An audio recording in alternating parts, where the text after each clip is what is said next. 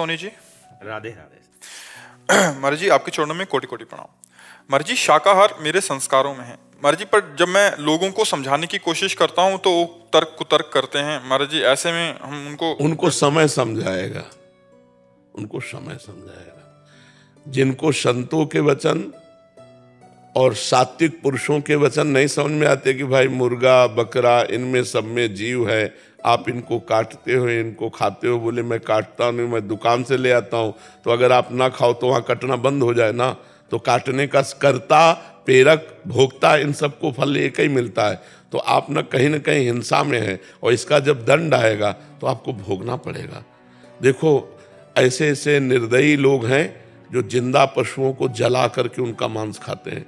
कहते हैं दूसरे देश तो बहुत उन्नतिशील हैं। हाँ, तो क्या भोग, मांस खाना, शराब पीना, इसको उन्नति समझते हो? अगर उन्नति समझते हो तो भ्रष्ट जीव हो तुम। क्या रुपया उन्नति है? आचरण पवित्र उन्नति है। यहाँ एक बार जिस स्त्री ने पुरुष का हाथ पकड़ लिया, आजीवन निर्वाह किया, वह आज इसके साथ, कल उसके साथ। पर हमारे देश का सदैव अनुकरण करते रहे अन्य देश वाले। आज हम गिर रहे हैं इसलिए कि हम अन्य देशों का अनुकरण करें। ये जो boyfriend girlfriend live in relation, ये हमारे देश का नहीं, हमारे शास्त्रों का नहीं है। ये अन्य देशों से आया हुआ आचरण है जिसको आज स्वीकृति मिल गई है। अब देखो, एक लड़की एक बॉयफ्रेंड से 10 दिन बाद ब्रेकअप, दूसरा बॉयफ्रेंड 20 दिन बाद उससे ब्रेकअप, तीसरा। इसको क्या बोलोगे आप? व्यभिचार प्रवृत्ति बोली जाएगी ना। अरे हम कह रहे हैं किसी लड़की को अगर ऐसा है तो एक बच्चे को वरण कर लो और उसके माता पिता से मिल के ब्याह करो, गृहस्थी में चले जाओ, कोई परेशानी नहीं। हम और पक्ष पे नहीं है, एक पक्ष पे। दोस्ती करो, व्यभिचार मत करो। और जब तुम्हारी दोस्ती पक्की हो जाए तो फिर गृहस्थ धर्म में चले जाओ। फिर और जैसे गृहस्थ का प्रयोग होता है एक। आज हमारा जो गृहस्थ धर्म है बहुत संकट में है। मानो कई जगह व्यभिचार करने वाली लड़की, कई जगह व्यभिचार करने वाला लड़का, ये जब पाणी ग्रहण करेंगे तो मर्यादा में नहीं रहेंगे, क्योंकि ये पहले ही अपनी आदतें बिगाड़ चुके हैं। अब इनकी गृहस्थी कैसी रहेगी? पुरुष देख रहा है कि वो उनसे बात कर रहे हैं, वो देख रहा है उनके साथ जा रहे हैं, तो संबंध विच्छेद। संबंध का मिठास कहाँ रह गया? संबंध का भरोसा कहाँ रह गया? संबंध में विश्वास कहाँ रह गया? तो जीवन किस काम का?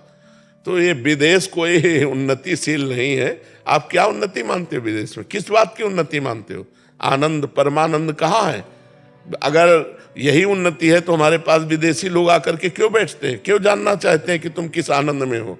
अरे तुम भारतवासी हो, अपने गर्व में रहो, अपने धर्म में रहो, अपनी महिमा में रहो, दूसरों की बातें मत देखो। ये संसारी पुरुष हैं, ये क्या जाने। केवल इतनी उन्नति है। अगर इतनी उन्नति है तो अपने भारत में पैसे की कमी नहीं है, एक से एक धनी है। तो क्या वो शांत है? अगर वो शांत है तो संतों के चरणों में क्यों जाते हैं?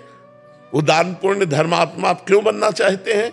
क्योंकि उसमें शांति नहीं है। शांति है दूसरों को सुख देने में, शांति है धर्म में चलने में, शांति है भगवान में। ये तो दूसरे केवल भोग योनि समझो। अन्य देशों में भोग योनि। उन्नति का मतलब क्या समझ लिया? उन्नति का मतलब रुपया होना, भोग भोगना, इतनी केवल उन्नति मानी जाती है क्या? ये तो नहीं। महाराज जी, मैं अध्यापक हूँ, तो मेरे सामने इस तरह की बहुत सारी सिचुएशन आती है। वहां पर जब इस तरह की बात की जाती है तो कुतर्क क्या आते हैं कि वो सामने से हमने उन्नति कर ली, हम बाहर जा रहे हैं, और समाज में इतना गिरता जा रहा है कि पैसे को ही प्राथमिकता मान ली गई। नहीं, वो हम कल भी कहा था एकांतिक में कि धन गया तो कुछ नहीं गया, स्वास्थ्य गया तो कुछ गया, चरित्र गया सब कुछ गया। अब क्या है? उल्टा है कि नहीं है?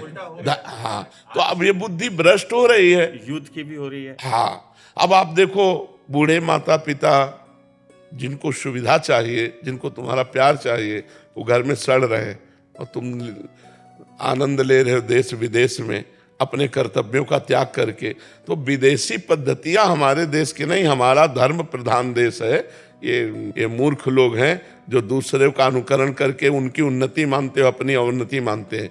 अरे हम नमक रोटी खाते हैं लेकिन धर्म से जीते हैं।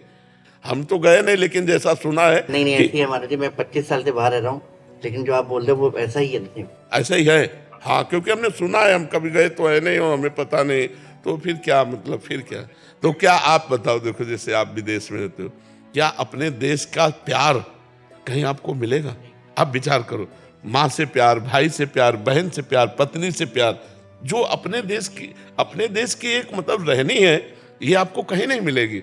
भला ऐसा कोई जीवन होता तुम जिसे उन्नति मान रहे हो, हमारे लिए वो तिरस्कार के योग्य है, हमारे लिए वो निंदनीय विषय है जिसे तुम उन्नति मान रहे हो। यही तो नौजवानों की बुद्धि भ्रष्ट हो गई है और वही आचरण लाना चाहते हैं अपने देश में। तो नई पीढ़ी जो गिरती जा रही है उसका कारण क्या?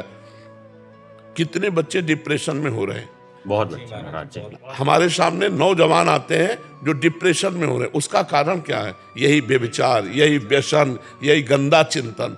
नहीं तो आप देखो, हम गांव में पैदा हुए हैं, 50 गांव में ऐसे जो कुश्ती लड़ने वाले, 50 गांव में स्वस्थ, कभी डिप्रेशन शब्द नहीं सुना, कभी डिवोर्स शब्द नहीं सुना, कभी हार्ट फेल शब्द नहीं सुना। मेहनत किए और आज ब्याह प्रेम संबंध होते हैं और साल नहीं बीतता और डिवोर्स हो जाता है। ये क्या है? ये क्या चरित्र है? महाराज जी, इसको सुधारने के लिए आप कुछ मुझे गाइड करें। हम आपसे यही प्रार्थना करेंगे कि अपने शास्त्रों को स्वाध्याय करके, जब तक अपने धर्म की गरिमा हमारे बच्चों के दिमाग में नहीं आएगी, तब तक आधुनिक पढ़ाई विदेशों की महिमा को समझेगा। आधुनिक पढ़ाई, और अगर अध्यात्म की बात आवे तो समझ में आ जाए। अगर हमारी बच्चियां सावित्री जी, अनसुईया जी, इनके चरित्रों को पढ़ें तो समझें।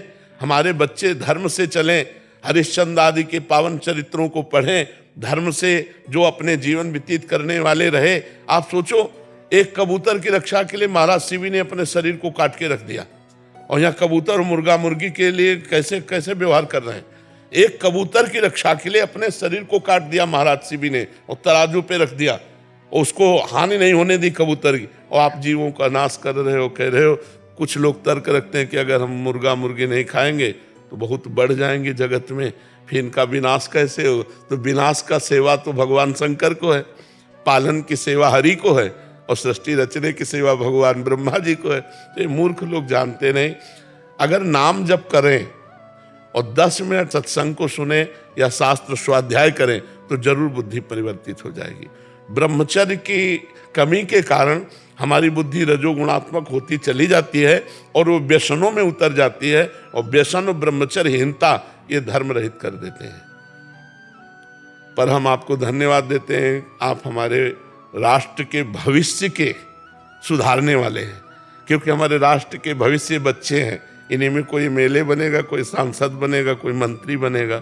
अगर ये चरित्रवान होंगे, धर्मवान होंगे तो किसी भी पद में जाएंगे तो हमारे राष्ट्र की शोभा होंगे, राष्ट्र की सुरक्षा होंगे। और अगर भ्रष्ट पदाधिकारी हुआ तो नष्ट करने वाला ही होता है। तो बच्चे स्कूल से ही चरित्रवान बनते हैं। तो आप प्रथम गुरु हैं जो उनके चरित्र को प्रकाशित करने वाले हैं। तो आप प्रयास रखिए, भगवान से प्रार्थना करते रहिए और अध्यात्म को जोड़िए। आधुनिक पढ़ाई के साथ यदि अध्यात्म जुड़ेगा तो सुधार होगा। केवल आध्यात्मिक नहीं चल पाएगा क्योंकि उनको आधुनिकता की जरूरत है, और केवल आधुनिकता नहीं चल पाएगी क्योंकि अध्यात्म के बिना उसको सही मार्ग नहीं मिल पाएगा। पूरा अध्यात्म ही नहीं चला पाएंगे, वो तो हम लोगों का विषय है। केवल अध्यात्म में चलना, आधुनिक और अध्यात्म दोनों मिल के चलें तो बहुत समाज की उन्नति हो जाए।